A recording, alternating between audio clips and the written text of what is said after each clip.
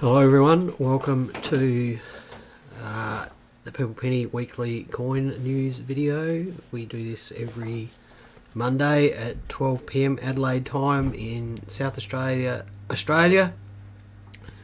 We talk about the latest goings on in coins and coin collecting in Australia, and also we do our best to provide a bit of education to all the coin collectors out there, because Catherine and I, who run the Purple Penny, we're both coin collectors, and we want people to enjoy what is a wonderful hobby. Now, I've tried publishing a poll today regarding the Animalia releases, which came out last Thursday, and it's the gold-plated coin with the book, which was $80, and prices for that on the secondary market have gone crazy. And the reason why I've published a poll is that I want to know if anyone has actually seen the real coin. Like, has anyone actually seen the book and the real coin? Because we have been told by the Royal Australian Mint that shipping on it is delayed indefinitely. So what I want to know is, has anyone actually seen the real coin, or perhaps seen a picture of the real coin? And I'm not talking the Royal Australian Mint stock images here. I'm talking, has someone seen the coin in their hand or in someone else's hand, whether it be in real life or on Facebook? So if you could just answer that poll, I would be super interested to know. So please do take your time to answer that poll. Right, let's say hello to everyone. Hello, Michael. G'day, Lord Blackwood. Welcome back from Facebook jail. You're probably a happier place being locked out of Facebook, Edward Blackwood. So welcome back anyway. Hello, Tim and Rob and Matthew and Alex and Marie and Werner and Gwen and Val and Clay and Gary and Devlin and Mark. Gosh, there's a lot of people. And Paul. And John. Hello, John. How are you? And Brendan. Right, so last week was RAM release week, which means that for us there's a lot of mucking about, making sure that the stock we've received from the Mint is here, making sure that it's saleable, matching up people that are interested in different products with the stock that we've got available, deciding what we're going to make available on the website, creating website listings, and then the actual release day itself. So there's a significant amount of work that we do in the background. Unfortunately, about a big percentage of the product we received from the Mint we've sent back because it was damaged, so we only had a very small amount of stock to put up on the website, which was disappointing, and it sold out fairly quickly. We are hoping that the Mint will send us back product that is saleable, and we should have some more of the penny sets and the Animalia 20-cent pieces at some point. We're just waiting for a response from the Mint on that. Sales in the shop last week were very strong, which was fantastic. Buying was a little bit slow, but no complaints about last week. We did have a good time here. Our young helper Jared came in on Saturday, and he's learning a lot and is proving to be super useful. And I had some good conversations with our regulars here in the shop last week, as did Catherine, and as always, it doesn't really feel like work when I come in here, so thank you to all of you for making it so easy. So let's have a look at the news for this week. So our shop will only be open from 10 till 1 this Friday, so that's the Mawson Lake shop in South Australia. We are going, hopefully, to the graduation ceremony of one of our guide dogs this Friday. So as a consequence, we'll be shut at 1 o'clock. That's assuming that there isn't a lockdown or whatever between now and then. This is the third time this has been attempted, so I wish us best of luck that we actually get to see Valley this week. The Animalia releases happened last week. We only got the $15 coloured 20-cent coin in stock. The other two items, the special edition with the book and the gold-plated coin with the book, were on shipping delay, and at the moment we've just been told that they are delayed indefinitely. Just a reminder, please answer the poll question about whether you've actually seen the Animalia gold-plated coin in real life. I'm not talking stock images. Have you actually held one, or have you seen one in a Facebook image? Please do answer that poll. The RAM release merry-go-round continues. September releases are due out, so would be Thursday week already.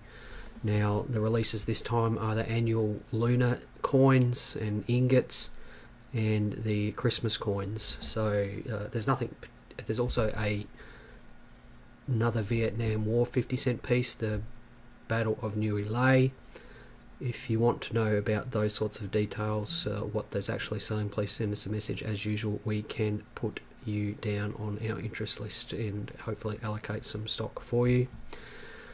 The $2 price bubble continues. It continues to be pumped up by a few individuals on social media and eBay. The planetary sets are approaching $2,000. The red poppies are approaching $200. It's becoming quite worrying, really. Just remember that you can generally buy these coins whenever you want off of eBay. They're not rare coins, so I think the prices are being artificially inflated, so do be careful. The prices will come back down. Generally they don't stay up forever. Anyway, I made a post about that on our Facebook page earlier this week and ruffled a few feathers because there was a couple of people who were suggesting that the 2012 red poppy is a rare coin, and the reasoning was that they had looked through so many thousands of $2 coins and had never found one. Now, of course, that doesn't mean anything just because you've never found one in change. And there's 500,000 red poppies, and a significant percentage of those are up for sale on eBay at any one point in time. So they're not a rare coin. They are a reasonably valuable coin, but they are definitely not rare. And rare is probably the most overused term in coin collecting, without a doubt. Certainly the most overused when trying to describe the value of a coin. And I thought it might just be worth sharing the sort of industry standard idea of what rare actually means. And this is the Sheldon rarity scale, and this is the most commonly accepted rarity scale in coin collecting and numismatics. And this gives you an idea of what rare actually means. Okay, so there it is there. So rarity has ratings, R, and then followed by a number. And I encourage you to look at the bottom one in that list, which is R1. R1 means common, and that means that more than 1,251 are known to exist. So, you know, is a coin that has 500,000 minted a rare coin? No. No. It is a lower mintage than some other coins, that's for sure. But is it a rare coin? Absolutely not. On the Sheldon rarity scale, it would be called R1, which is the most common occurrence that you can possibly have. Now, if you look at those rarity scales down the bottom there, R2, R3, some of the scarcest Australian decimal coins that you can think of would only be R2s and R3s. So think about the 2010 heritage set, of which there were 400 sets. Now they are virtually unobtainable. You cannot buy one even if you want one because they are so tightly held. They would only be an R3 on that scale. 1930 penny would be probably an R2. Okay, 500 to 1250 known. 1923 penny, half penny would be common. The 1981 wavy flan 20 cent, which is probably one of the most iconic coin errors in Australian coin collecting. It's a 20 cent piece that was struck on a wavy flan $2 Hong Kong $2 blank. 10 known, so that's R7. Okay, 4 to 12 known. Oh, there's a typo on that list there. We've got two R7s. So red poppies are not rare. They are expensive and they are probably overvalued, but they are not rare. Purple coronations are not rare. War Hero dollar coins, the red poppy War Hero coins, are not rare. Planetary sets are not rare. None of those things are rare. So Gwen, does this apply to Australian tokens? Absolutely. This is the most commonly applied rarity scale applied to Australian tokens. So please, if you are thinking about buying these things, do ignore all of these terms about rarity and things like that that sellers try to use to overprice their items. I was just going to grab an old Renix here, because Catherine and I were talking in the car on the way in about the relative scarcity of some mint mark dollars compared with the red poppy $2. The mint mark dollars are those coins that were struck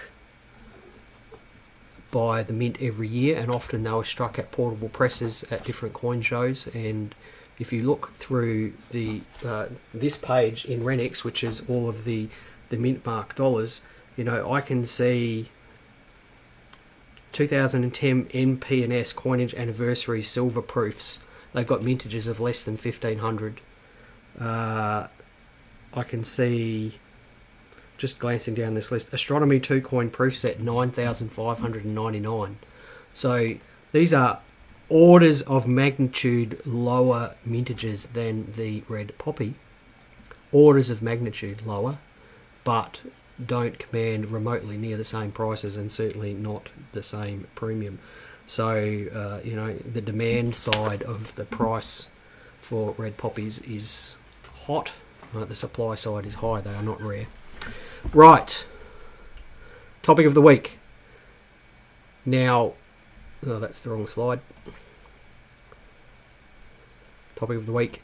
This comes to us getting a PCGS submission together, and if I just reach over here, you can see I'm slowly working my way through some nice full red uncirculated pennies at the moment, just evaluating them and seeing whether they're worth getting graded. And I was talking about talking to Catherine about the problems that the coins have, and it's a term that you often see to by coin dealers to describe coins, and they'll say that a coin has problems. Now, why do you want to know if a coin has problems? If you're buying it, of course, you shouldn't be paying a premium for coins with problems. If you're getting it graded, then you need to know what problems PCGS are going to penalise. You need to know what problems PCGS are going to no grade a coin for. And, you know, if you're, even though I never advocate investing in coins, if you are in that space and you do want to invest in coins, then you always want to buy problem-free coins. You don't want to buy coins with problems, because coins with problems are cheap for a reason, because they have problems and not as many people want them. So while they might feel cheap when you buy them, they are expensive in the long term because they are hard to get rid of. So I've just got a list of about 7 or 8 problems here that you should look at with coins. So this first one here is a 1923 pence. It's almost uncirculated. It's got ugly black toning on it. This coin has 2 problems. Firstly, it's got ugly black toning on it, so it has no eye appeal and therefore is going to be very difficult to sell. Second is that someone dipped it. Dipping it in a mildly acidic jewellery cleaning solution, and they've over dipped it in an attempt to remove all of that black toning, and as such it's got no luster. The surfaces are flat and lifeless. So that is 2 problems that coin has. So that's ugly toning, and it's been over dipped. Next problem to look out for is, and this is probably the most common problem, cleaning. And by cleaning, I really mean harshly cleaning that affects the surfaces of the coin, because, you know, there are ways of cleaning coins to remove debris and grot and things like that that don't affect the surfaces of the coin. And then there are ways of cleaning that are just designed to polish the coin and improve its appearance. Now, they affect the surfaces. Cleaned coins are not as desirable as unclean coins. Coin collectors want original coins. PCGS will not grade harshly clean coins. So this 1918 florin, which we sold a little while ago, almost uncirculated on the obverse, reverse almost uncirculated, except that some numbskull thought that they'd give it a polish to try and get rid of the toning, so it's got harsh cleaning lines running from top to bottom, and as such is not as valuable as it could be. Now, how much value has this lost? They've probably got rid of 80% of the value of this coin by doing that. So cleaning is something to look out for. Look out for cleaning. That is a problem that you need to be looking out for. The next one is kind of related to cleaning, but it's called hairlines. Now, what are hairlines? Hairlines come from someone brushing a coin. Sometimes that is an uneducated attempt to clean the coin. Other times it might just come from dusting. Okay, it can just come from dusting. It can come from coins moving around against hard surfaces, whatever that happens to be. But, while no attempt necessarily has been made to harshly clean the coin, it does have a number of parallel hairlines across the obverse of this coin. And on this coin, they run from left to right and right to left, which is an indication of unnatural wear. And it's likely that if this coin was sent to PCGS, they'd either no grade it for hairlines, or they would severely penalise the grade because of the excess hairlines. So that's hairlines. Look out for those. You're going to want a loop to find to look for hairlines, especially fine ones and sparse hairlines. They're hard to spot with the naked eye, unlike that 1918 florin, which you can see from the other side of the room. Next problem to look out for. Oop, wrong button.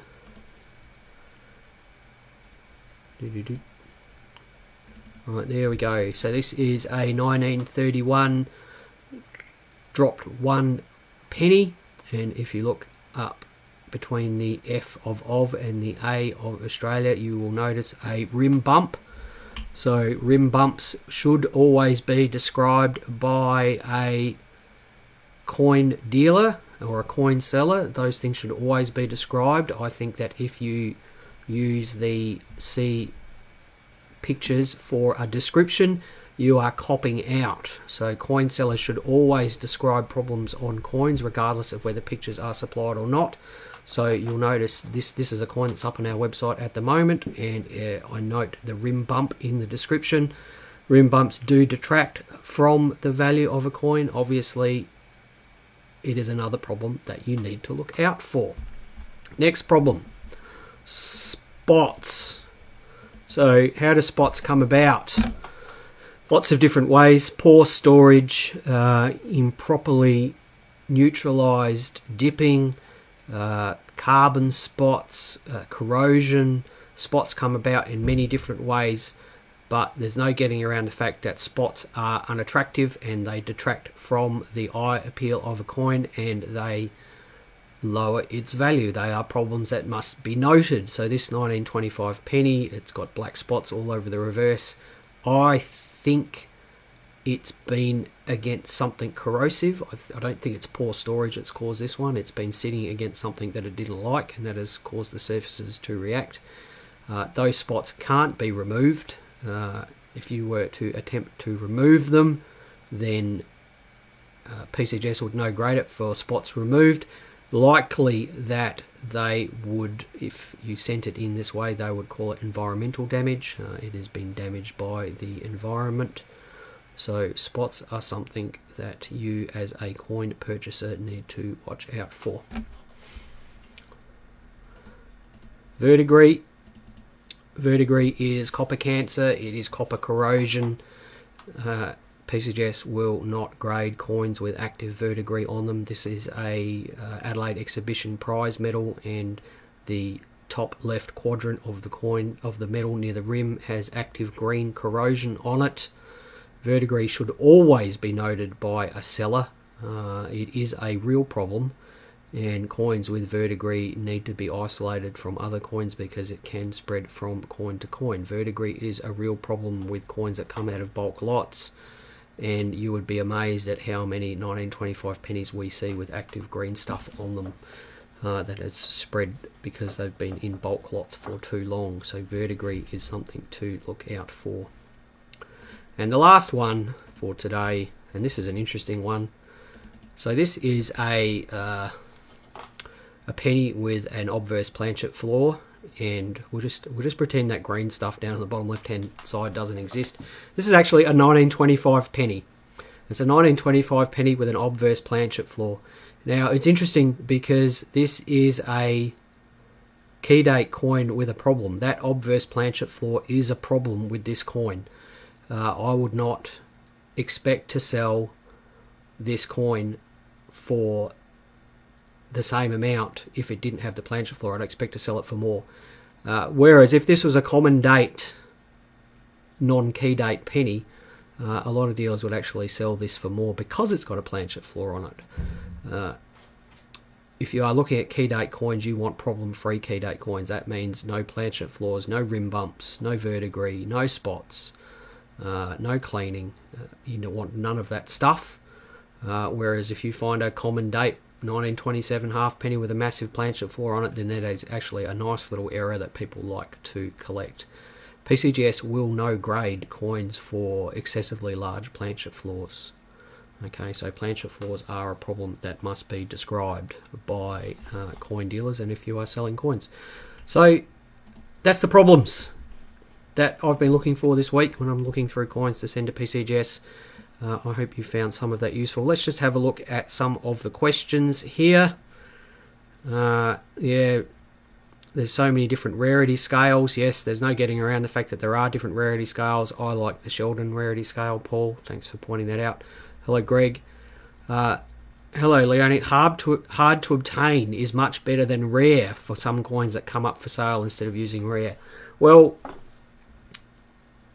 red poppies aren't hard to obtain. I mean, they're hard to obtain at the price that you want to pay for them, but if you're happy to pay for them, you can go on eBay and buy as many as you like. So, you know, I don't think they're even hard to obtain.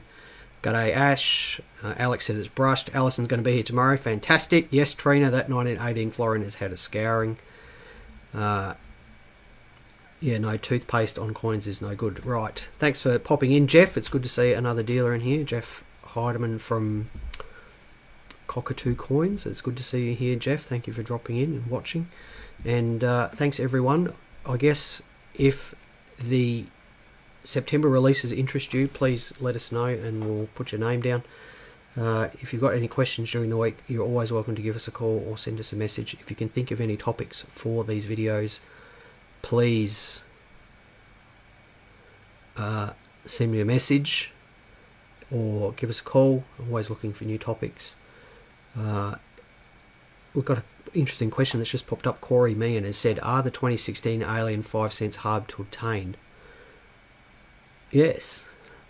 Yes, they are. I've only ever seen 2, and I don't think I've noticed more than 5 for sale, which, given that it's a die clash, is a bit odd. I would have thought there'd be a lot more. So yeah, the Alien 2016 Alien Die Clash 5 cent piece, I think, is an interesting beast. Certainly, I've seen a lot less of those, and I've seen double-headed 2007 5 cent pieces. Now, I'm not sure why.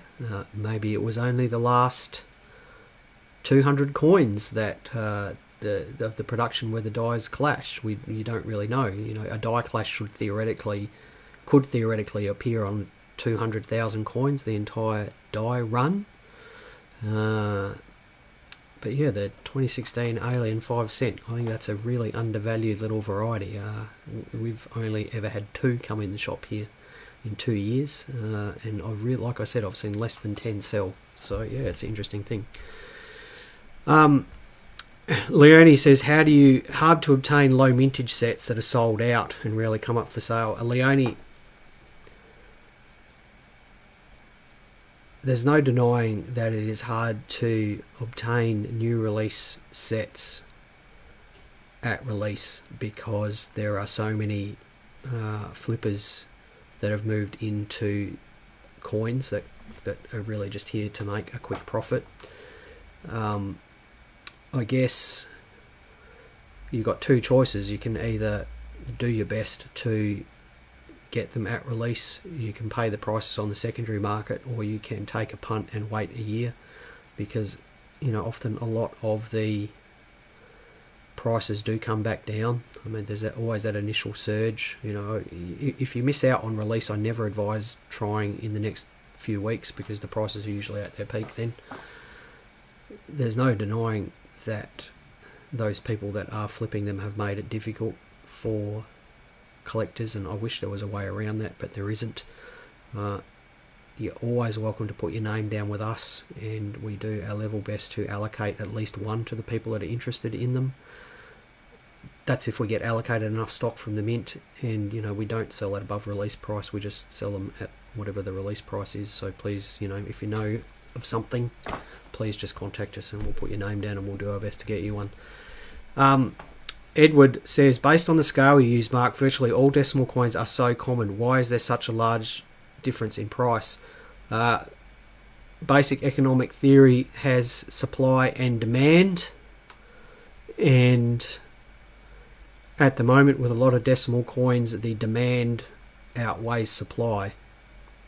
So it's as simple as that, because as I've already pointed out, there's a number of dollar coins that have much lower mintages than some of these releases, but there's no demand for those. There is a lot of demand for these overheated things at the moment. So that's it, Edward. There's no other reason than that. The brass Ram Mint tokens from the early 70s scarce? They had the mint on one side and 1 and 5 cent coins. No, they're not. So I would advise you to go and Google those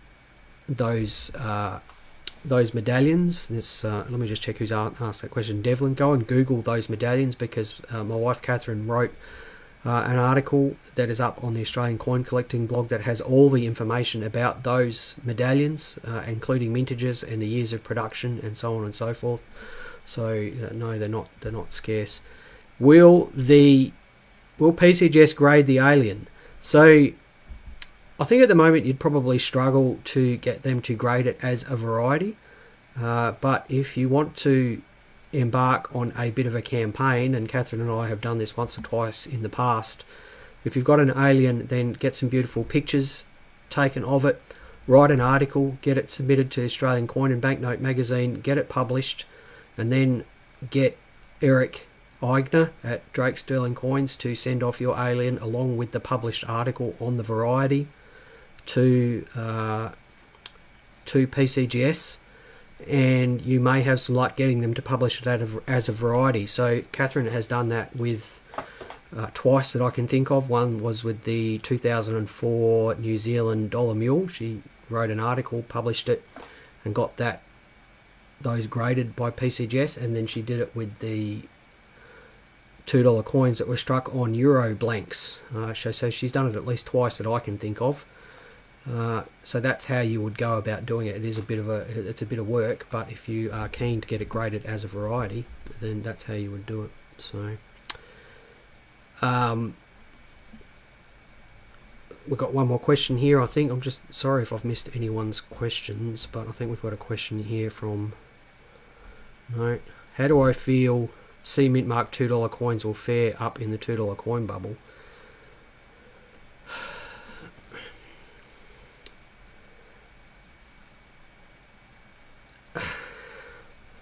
Yeah, they'll go up. They always do. And they'll come back down again, most likely.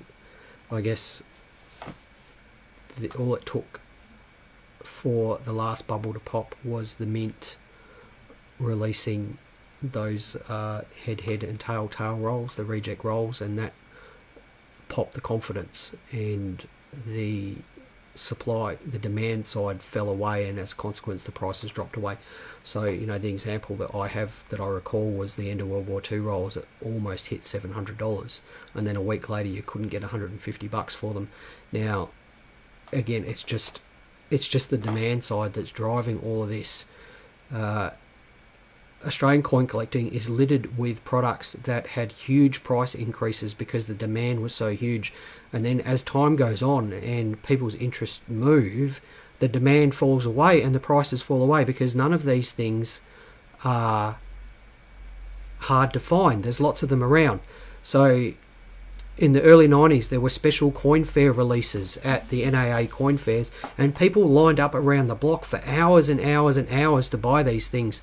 And it even gets mentioned in one of the RAM annual reports where $100 sets were selling for $900 or $1,000. And this is in the early 90s when $1,000 was a lot of money. Now those sets now, you can't get scrap silver price for them because everyone's interest has moved along. Now, in the early 2010s, no one gave a damn for $2 coins and the prices didn't move. The Mint has done a fabulous job at getting people interested in coloured $2 coins, and the demand is huge. The demand is huge. But what if next year they let the $2 coins slide and they move on to dollar coins? Okay, and they publish a whole lot of coloured dollar coins or coloured 50-cent coins. I don't know what they're going to do. And the demand switches to something else. As soon as the demand switches to something else, the prices will fall. It is inevitable. It is inevitable. None of these things are hard to find.